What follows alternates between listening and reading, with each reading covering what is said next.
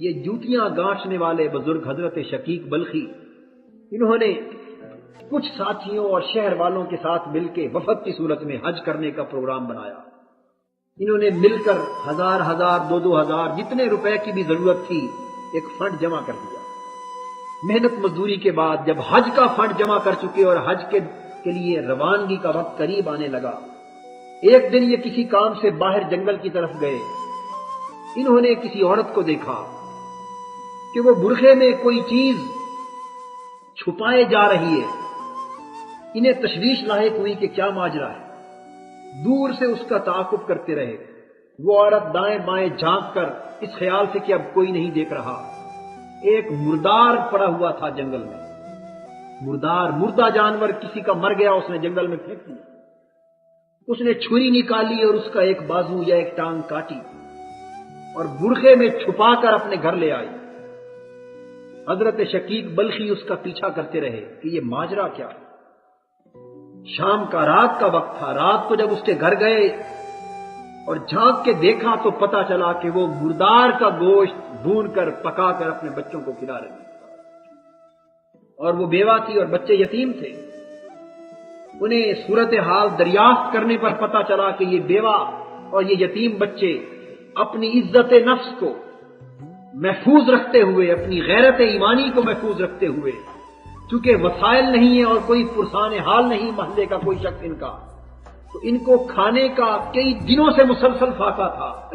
بچے روتے رہے تھے اور بالآخر مجبور ہو کر ان کی ماں مردار کا گوشت لے آئی۔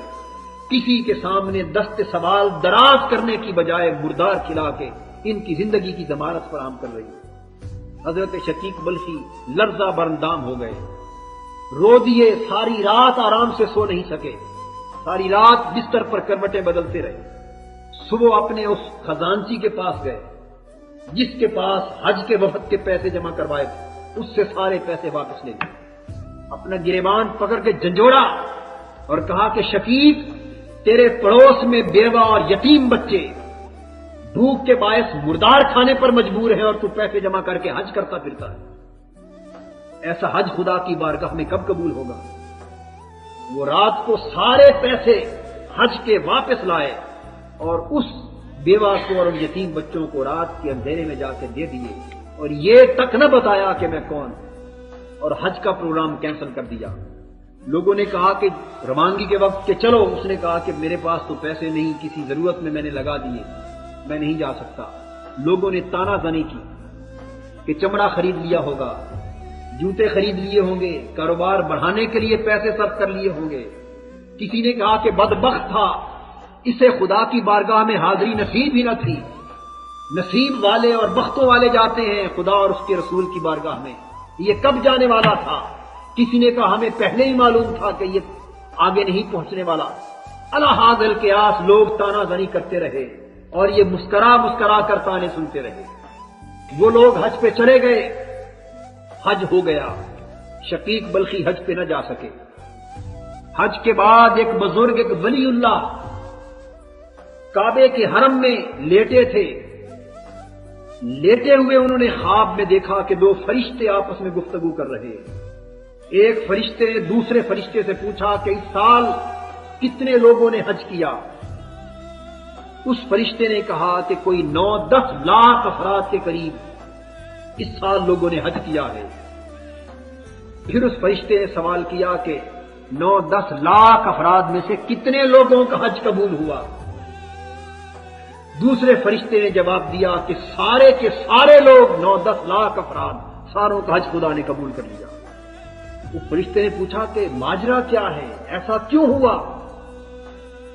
دوسرے فرشتے نے جواب دیا کہ بلخ کے ایک بزرگ ہیں شقیق، جوتیاں گانٹنے والے، وہ حج پہ نہیں آ سکے، لیکن خدا نے گھر بیٹھے انہیں حج کا وہ اجر عطا کیا ہے کہ ان کے حج کے تصدق سے 9 لاکھ افراد کا حج قبول کر لیا۔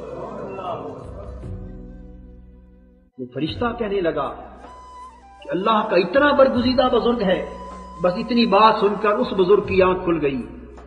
انہوں نے جوتے پہنے اور اس بزرگ کی زیارت کے لیے بلخ پہنچے۔ شہر میں آ کر پوچھا کہ حضرت شقیق بہت بڑے بزرگ ہیں، وہ کہاں ہیں؟ میں ان کی زیارت کرنا چاہتا ہوں۔ لوگ ہنس دیے، بھئی وہ بزرگ کہاں ہے، وہ تو ٹھگ ہے، وہ تو بدبخت ہے، اسے تو حج کی سعادت بھی نصیب نہیں ہو سکی۔ انہوں نے کہا کہ بس جسے حج کی سعادت نہیں میسر آئی میں اسی کی زیارت کرنا چاہتا ہوں۔ بالآخر وہ ان کی خدمت میں گئے، انہیں خوشخبری سنائی اور وہ رو کر خدا کی بارگاہ میں سجدہ ریز ہو گئے۔ مولا وہ ذات کتنی کریم، کتنی سخی اور کتنی جواد ہے۔ انما الاعمال بالنیات، حج کا عمل ظاہراً اپنے اتمام کو نہیں پہنچ سکا، لیکن ان کے اللہ کی مخلوق پر کیا ہوا رات کے اندھیرے میں یہ خرچ کیا ہوا پیسہ نہ صرف ان کو بلکہ 9 لاکھ افراد کو حج مقبول کا اجر عطا کرتا ہے۔